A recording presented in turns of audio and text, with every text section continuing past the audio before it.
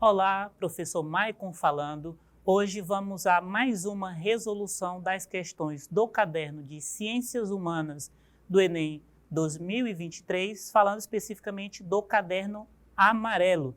Hoje nós vamos fazer a correção da questão 53, uma questão especificamente da disciplina de História. Vamos ao texto. Tahuantinsuyo, nome do Império Inca em Quechua, era dividido em 4 partes, ou suyus. Primeiro deles, Chincha-Suyu, noroeste do Peru e Equador, Antisuyu, parte amazônica do Império, Cola-Suyu, atual Bolívia, e Condé-Suyu, costa do Oceano Pacífico.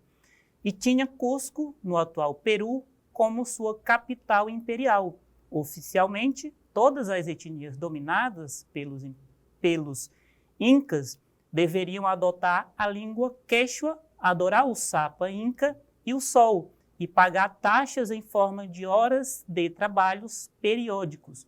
No entanto, pode-se dizer que o Império Inca era como um mosaico cultural em que vários e diferentes grupos étnicos adoravam o Sapa Inca e o Sol, mas, simultaneamente, continuavam a adorar seus deuses locais e também a falar em suas línguas nativas, Martins, os Incas e os Tahuantinsuyus. Essa é a fonte do texto. Vamos à pergunta. O que pede a pergunta? Ao comparar no texto a vertente da dominação territorial com os aspectos culturais, os Incas tinham uma postura. Vou repetir novamente a pergunta para não ficar confuso. Ao comparar no texto a vertente da dominação territorial com os aspectos culturais, os Incas tinham uma postura. Então, qual era a postura de dominação e articulação territorial do Império Inca? Letra A, era aceitável no que alude aos direitos humanos. Letra B, admissível no que remete às crenças coloniais, tolerável no que se refere aos regimes tributários, flexível no que diz respeito aos costumes religiosos, compreensível no que concerne às normas laborais. Diversas dessas questões dá para ser indicado logo de cara, por questão do que a gente chama de anacronismo.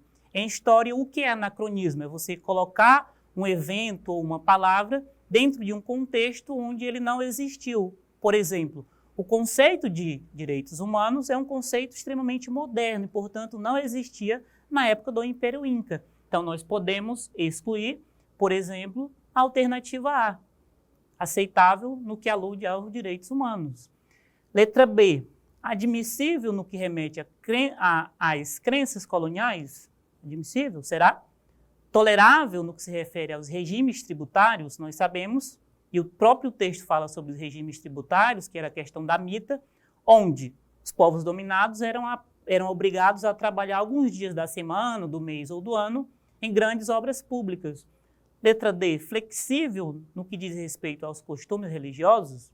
Então, se você voltar no texto, e eu já fiz a marcação, note que o texto, o principal tópico dele não é falar das questões tributárias, nem como que era dividido, mas, sobretudo, de uma característica da dominação do Império Inca que dava aos povos dominados a liberdade religiosa. Então, a questão correta é a letra D, flexível no que diz respeito aos costumes religiosos. Nós podemos ter um exemplo dessa característica do Império Inca em Coricancha. Para quem já foi no Peru, viu que no centro de Cusco tem o Templo do Sol. Coricancha é o nome em quechua para Templo do Sol. No Templo do Sol, além de ficar lá o Deus Sol em o seu lugar de adoração, dentro das salas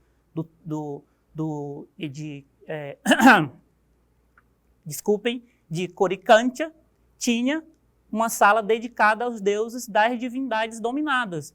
Então, isso obrigava a duas coisas: a que a população dominada fizesse uma peregrinação até Cusco para deixar oferendas, para cultuar os seus deuses, e isso fazia com que o império tivesse uma maior integração. Então, é só um exemplo de como que era essa característica da dominação inca. Então, só para frisar novamente, a questão correta é a D. Muito obrigado, espero que todos tenham entendido. E é muito importante o exercício de leitura para você analisar a questão. Se você leu e não entendeu novamente, retoma o texto, vê as alternativas, exclui e retome. A próxima aula nós voltamos com mais análise e resolução de questões.